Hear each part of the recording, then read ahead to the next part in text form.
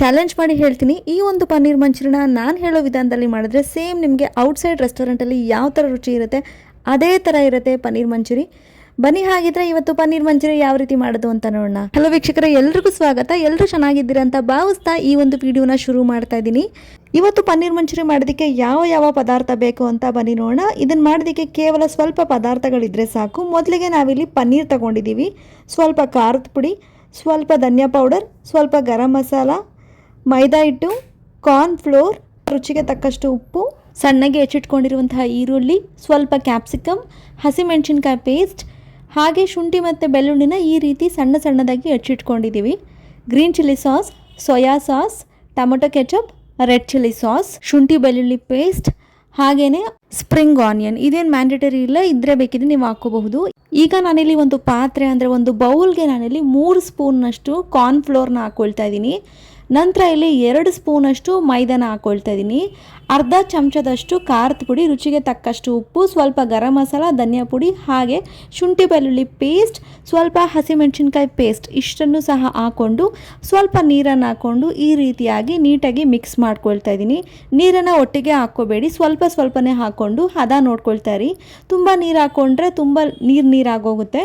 ನಾವೇನು ಕಲಿಸ್ತಾ ಇದ್ದೀವಿ ಈ ಒಂದು ಹದ ಇರಬೇಕಾಗುತ್ತೆ. ಹಾಗಾಗಿ ನೀರನ್ನು ಫುಲ್ ಜಾಸ್ತಿ ಒಟ್ಟಿಗೆ ಹಾಕ್ಕೊಳ್ಳೋಕೆ ಹೋಗ್ಬಿಡಿ.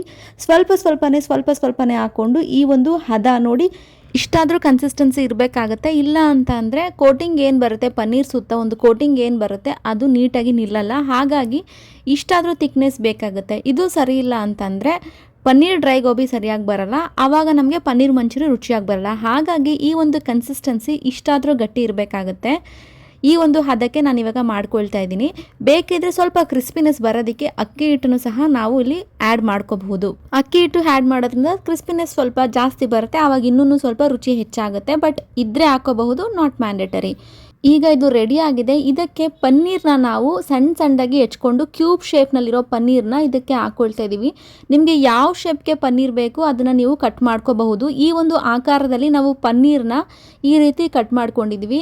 ಎಲ್ಲ ಪನ್ನೀರ್ ಏನು ಕಟ್ ಮಾಡಿ ಇಟ್ಕೊಂಡಿದ್ವಿ ಅದನ್ನು ಈ ಒಂದು ಮಿಶ್ರಣದಲ್ಲಿ ಹಾಕಿ ಈ ರೀತಿ ನೀಟಾಗಿ ಮಿಕ್ಸ್ ಮಾಡ್ಕೊಳ್ತಾ ಇದ್ದೀವಿ.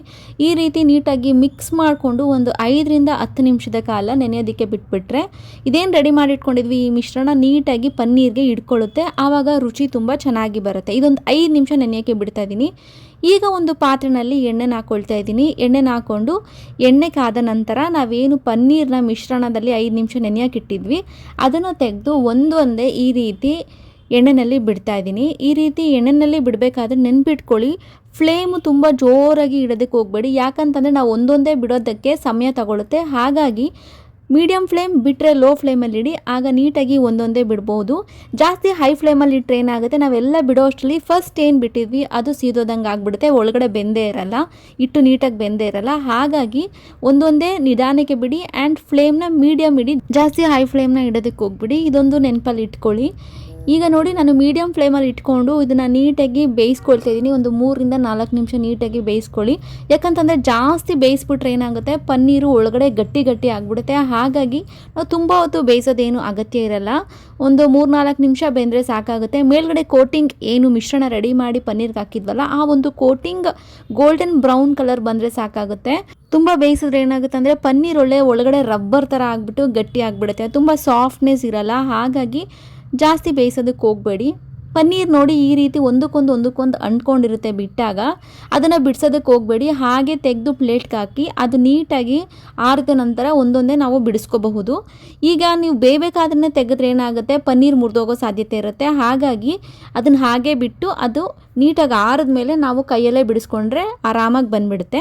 ಈಗ ಸ್ವಲ್ಪ ಹಿಟ್ಟು ಮಿಕ್ಕಿತ್ತು ಮಿಶ್ರಣ, ಅದು ಮಿಶ್ರಣಕ್ಕೆ ನಾನು ವೇಸ್ಟ್ ಆಗುತ್ತೆ ಅಂದ್ಬಿಟ್ಟು ಮನೆಯಲ್ಲಿ ಮಶ್ರೂಮ್ ಇತ್ತು, ಅದನ್ನು ಅಷ್ಟೇ ಕಟ್ ಮಾಡಿಕೊಂಡು ಅದನ್ನು ನಾನಿಲ್ಲಿ ಮಾಡ್ಕೊಳ್ತಾ ಇದ್ದೀನಿ. ಇದು ಸುಮ್ಮನೆ ಹಿಟ್ಟು ವೇಸ್ಟ್ ಆಗಬಾರ್ದು ಅಂತ ಮಿಶ್ರಣ ಇರೋದ್ರಿಂದ ನಾನು ಏನು ಮಾಡ್ತಿದ್ದೀನಿ, ಮಶ್ರೂಮ್ನ ಅದಕ್ಕೆ ಮಿಶ್ರಣಕ್ಕೆ ಹಾಕಿ ನಾನು ಮಶ್ರೂಮ್ ಡ್ರೈ ಮಾಡ್ಕೊಳ್ತಾ ಇದ್ದೀನಿ ಅಷ್ಟೇ. ಮಶ್ರೂಮ್ ಮಂಚೂರಿ ಮಾಡ್ಕೊಳ್ತಾ ಇಲ್ಲ, ಮಶ್ರೂಮ್ ಡ್ರೈ ಮಾಡ್ಕೊಳ್ತಾ ಇದ್ದೀನಿ. ಮಶ್ರೂಮ್ನ ನೀಟಾಗಿ ತೊಳ್ಕೊಂಡು ಈ ಒಂದು ಸೈಜ್ಗೆ ಕಟ್ ಮಾಡಿಕೊಂಡು ಏನು ಮಿಶ್ರಣ ಮಿಕ್ಕಿತ್ತಲ್ಲ ಅದಕ್ಕೆ ಹಾಕಿ ನೀಟಾಗಿ ಒಂದು ರೌಂಡ್ ಮಿಕ್ಸ್ ಮಾಡ್ಕೊಳ್ತಾ ಇದ್ದೀನಿ. ಈಗ ಮಿಶ್ರಣ ಏನಿದೆ ಮಶ್ರೂಮ್ಗೆ ನೀಟಾಗಿ ಇಟ್ಕೊಳ್ಳುತ್ತೆ. ಎಣ್ಣೆಗೆ ಬಿಟ್ಟಾಗ ಕೋಟಿಂಗ್ ಚೆನ್ನಾಗಿ ಬಂದಿರುತ್ತೆ. ಹಾಗಾಗಿ ಎಣ್ಣೆಗೆ ಬಿಡೋದಕ್ಕೆ ಮುಂಚೆ ಈ ರೀತಿ ನೀಟಾಗಿ ಒಂದು ರೌಂಡ್ ಮಿಕ್ಸ್ ಮಾಡ್ಕೊಳ್ಳಿ. ಈಗ ಎಣ್ಣೆಗೆ ನಾವೇನು ಮಿಕ್ಸ್ ಮಾಡಿ ಇಟ್ಕೊಂಡಿದ್ವಲ್ಲ ಮಶ್ರೂಮ್ ಮತ್ತು ಮಿಶ್ರಣ ಅದನ್ನು ನೀಟಾಗಿ ಒಂದೊಂದೇ ಬಿಡ್ತಾ ಇದ್ದೀನಿ. ಇದು ಅಷ್ಟೇ ತುಂಬ ಅಂದರೆ ತುಂಬ ರುಚಿಯಾಗಿರುತ್ತೆ. ನಿಮ್ಮ ಮನೇಲಿ ಏನಾದರೂ ನೀವು ಮಾಡುವಾಗ ಹಿಟ್ಟು ಮಿಕ್ಕಿತಂದರೆ ಎಸೆಯೋ ಬದಲು ಏನು ಬೇರೆ ತರಕಾರಿ ಇರುತ್ತೆ ಅದನ್ನು ಈ ರೀತಿ ಕೋಟಿಂಗ್ ಥರ ಕೊಟ್ಬಿಟ್ಟು ಎಣ್ಣೆಗೆ ಬಿಟ್ಟರೆ ಕ್ರಿಸ್ಪಿಯಾಗಿ ತುಂಬ ಚೆನ್ನಾಗಿರುತ್ತೆ. ಮಂಚೂರಿಯನ್ನೇ ಮಾಡ್ಕೋಬೇಕಂತ ಏನಿಲ್ಲ, ಈ ರೀತಿ ಡ್ರೈ ಮಂಚೂರಿ ಅಂತ ಕರಿತೀವಿ. ಈ ರೀತಿ ಡ್ರೈ ಮಂಚೂರಿ ಮಾಡಿಕೊಂಡ್ರೆ ತುಂಬ ಅಂದರೆ ತುಂಬ ರುಚಿಯಾಗಿರುತ್ತೆ. ಇದನ್ನು ಅಷ್ಟೇ ಜಾಸ್ತಿ ಹೈ ಫ್ಲೇಮಲ್ಲಿ ಇಡೋದಕ್ಕೆ ಹೋಗಬೇಡಿ, ಮೀಡಿಯಮ್ ಫ್ಲೇಮಲ್ಲಿ ಇಟ್ಬಿಟ್ಟು ಈ ರೀತಿ ನೀಟಾಗಿ ಒಂದು 5 ನಿಮಿಷ ಬೇಯಿಸ್ಕೊಂಡ್ರೆ ಸಾಕು. ಅಣಬೆ ಅಲ್ವಾ, ಸ್ವಲ್ಪ ಒಳಗಡೆ ನೀಟಾಗಿ ಬೇಯಬೇಕಾಗುತ್ತೆ. ಹಾಗಾಗಿ ಒಂದು 5 ನಿಮಿಷ ಬೇಯಿಸ್ಕೊಂಡ್ರೆ ತುಂಬ ಅಂದರೆ ತುಂಬ ರುಚಿಯಾಗಿರುತ್ತೆ, ಕ್ರಿಸ್ಪಿಯಾಗಿರುತ್ತೆ. ಈಗ ಇದು ಬೆಂದಿದೆ, ಇದನ್ನು ನೀಟಾಗಿ ಸಪ್ರೇಟಾಗಿ ಒಂದು ಕಡೆ ಎತ್ತಿಟ್ಕೊಳ್ತಾ ಇದ್ದೀನಿ. ನೋಡಿ ರೆಡಿ ಆಗಿದೆ. ತುಂಬ ಅಂದರೆ ತುಂಬ ರುಚಿಯಾಗಿರುತ್ತೆ. ಇದ್ರ ಮೇಲ್ಗಡೆ ಬೇಕಿದ್ರೆ ಸ್ವಲ್ಪ ಉಪ್ಪು ಖಾರ ಅಥವಾ ಚಾಟ್ ಮಸಾಲಾನ ಹಾಕೊಂಡು ತಿಂತಾ ಇದ್ದರೆ ತುಂಬ ಅಂದರೆ ತುಂಬ ರುಚಿಯಾಗಿರುತ್ತೆ.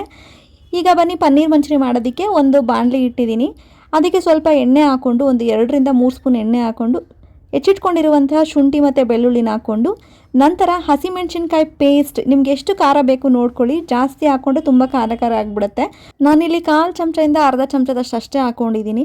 ನಂತರ ಸಣ್ಣಗೆ ಹೆಚ್ಚಿಟ್ಕೊಂಡಿರುವಂತಹ ಈರುಳ್ಳಿನ ಹಾಕ್ಕೊಂಡು ಒಂದು 2 ನಿಮಿಷ ನೀಟಾಗಿ ಬಾಡಿಸ್ಕೊತಾ ಇದ್ದೀನಿ.